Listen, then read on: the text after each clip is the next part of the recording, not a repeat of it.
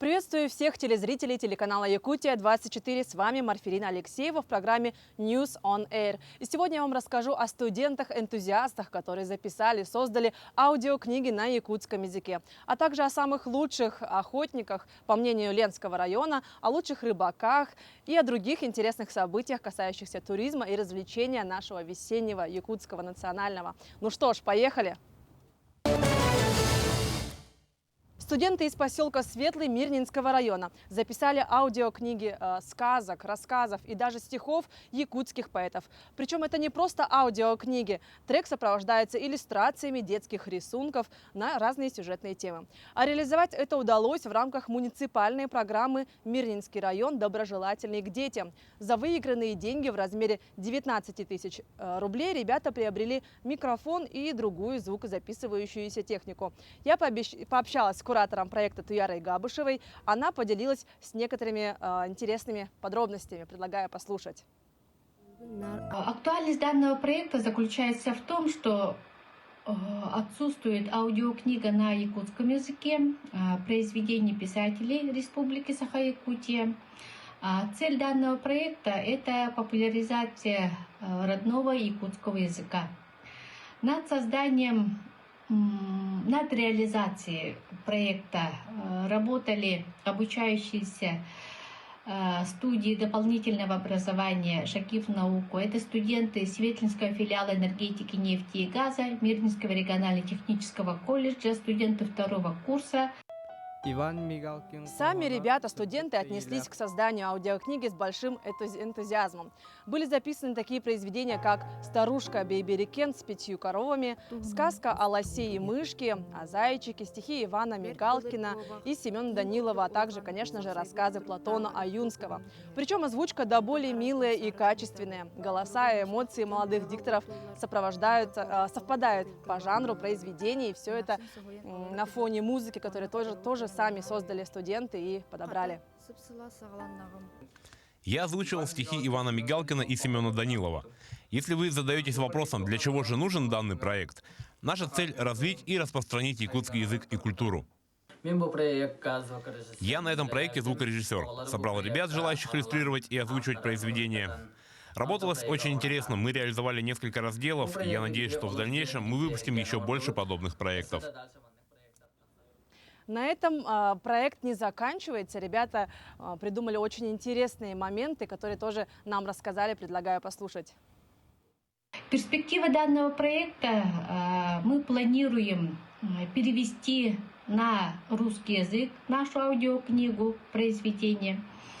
И планируем озвучить произведения писателей малочисленных народов республики. А следом наши коллеги из Верхневилюйского улуса расскажут о школьниках, которые провели соревнования по подледной рыбалке. Но сейчас весна, и после нашей морозной такой длинной зимы народ много времени проводит на природе, наслаждаясь традиционными видами рыбалки.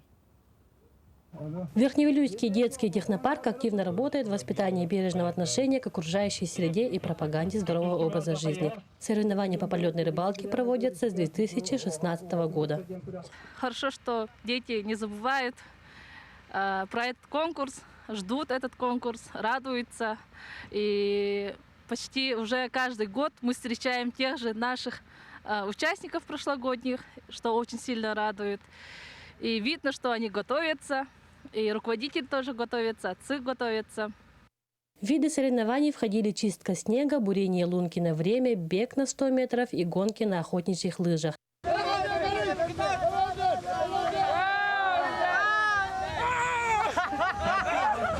Далее 40 минут сидели, ловили рыбу. А так было трудно бегать, против ветра бегали. Рыбалка как-то погода не радует, поэтому улов мало пока что. В прошлом году заняли первое место. Соперники все сильнее, все подготовились. А так всем хорошо, отлично. Цель таких соревнований – это укрепление семейных традиций народов Саха, повышение эффективности работы по экологическому воспитанию. Каждый год активное участие принимает Верхневилюйская инспекция государственного экологического надзора. Последний этап сегодняшнего мероприятия – это викторина от экологического комитета. Тут 20 вопросов, например, когда отмечается День реки Вилюй. Ребята собрались кто где, например, сидят по машинам, отвечают на вопросы. Победителей и призеров номинаций наградили ценными призами. По общим итогам первое место выиграла команда Деликинской средней общеобразовательной школы. Валерия Золотарева, Александр Адамов, Верхневилюйск. Кстати, к слову, о разновидностях национальной рыбалки я рассказывала в предыдущих выпусках. Вы можете их посмотреть на YouTube-канале нашего телеканала. Ну, продолжим рассказывать о весенних национальных развлечениях Якутии. Не секрет, что охота, можно сказать, в крови каждого представителя Саха и коренных народов Якутии. Так вот, лучших охотников определили в Ленском районе. В заречном селе Натора прошли традиционные соревнования «Баянай». На эти соревнования приехало аж 9 команд. Это вообще очень такое большое и рекордное число за все года проведения данного соревнования. На соревнованиях побывали и наши коллеги.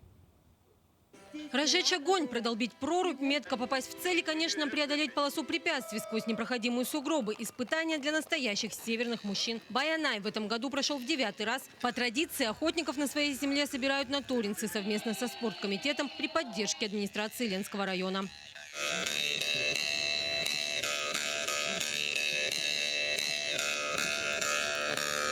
По 2 команды выставили Артанахаринский, Веченчинский, Нюйский, Наслега. По одной на Туринский и Салдыкельский. Первый этап – прорубания лунки. Азарт захватывал и участников, и болельщиков.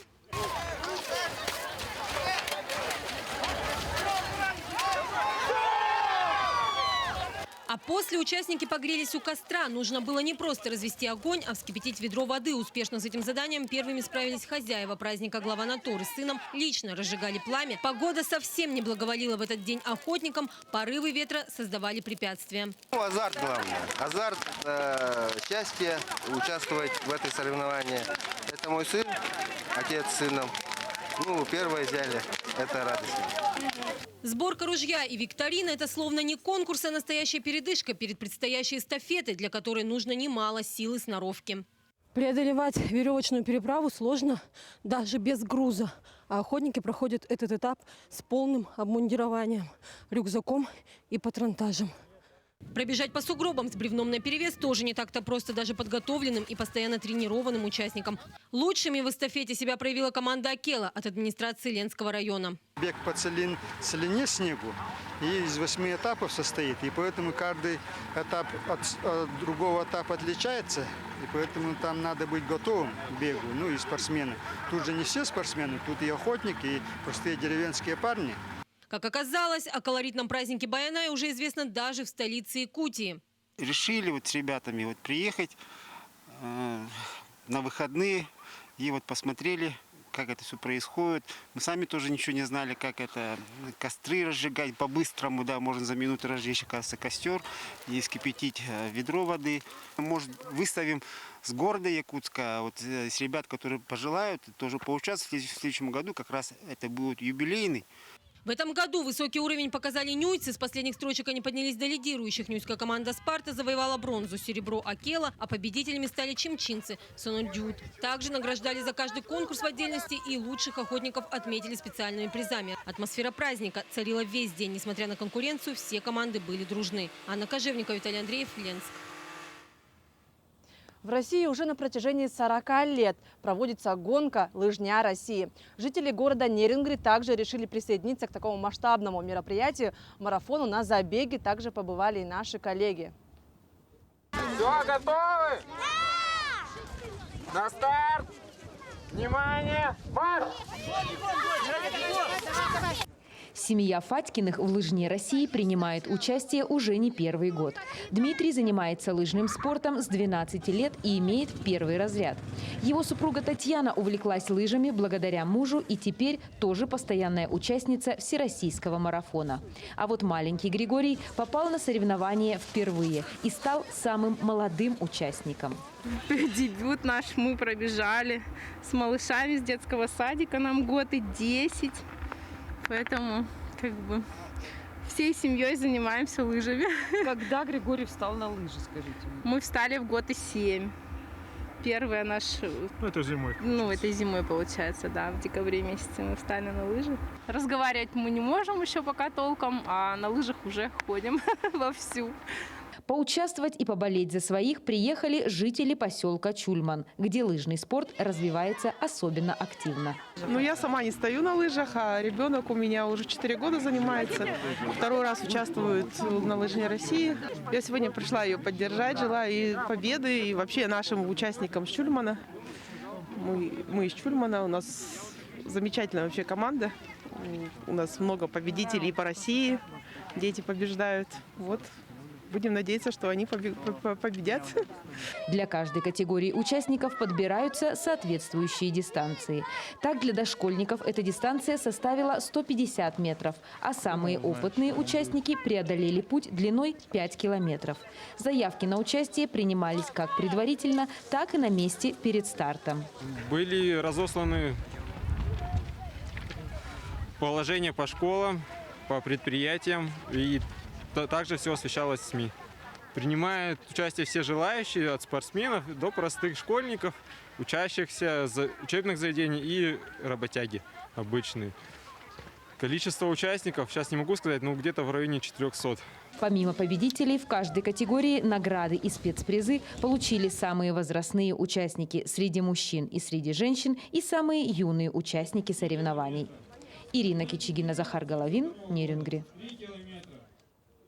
А теперь давайте посмотрим, как провожают зиму в самом полюсе холода, то есть в самом Аймяконском улусе. Конечно, это очень громко сказано, провожают зиму. Там до сих пор сейчас по ночам бывает минус 30 градусов, а население до сих пор не сняли шубу и зимние куртки. Посмотрим. Уставшие от холода и зимы жители Уснеры вышли на улицу встречать весну. На площади Дома культуры шумно и весело. На сцене самодеятельные артисты. Марфушенька, душенька хотела замуж выйти. 5-й год вот ходит, никто ее замуж-то не берет. Такая красотка, куда деваться. И вот мы украли весну. Но как ни старались недобрые силы помешать приходу весны, ничего у них не вышло. Вокруг играли и веселились. Тон, как обычно, задавали дети. Но, глядя на них, взрослым было трудно удержаться. Вот очень много детей, очень много людей, все задействованы. Очень конкурсов, конечно, мы смеялись, мы и хохотали, и подпевали, и пели, и плясали, конечно, вот со всеми зрителями. Не хлопали, аплодировали. Замечательная, конечно, организация очень хорошая, мне очень понравилось.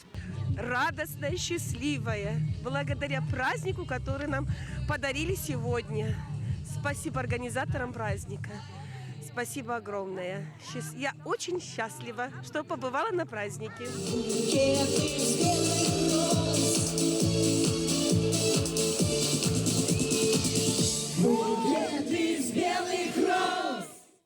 Выездная торговля предлагала горячий чай, кофе, выпечку и шашлыки.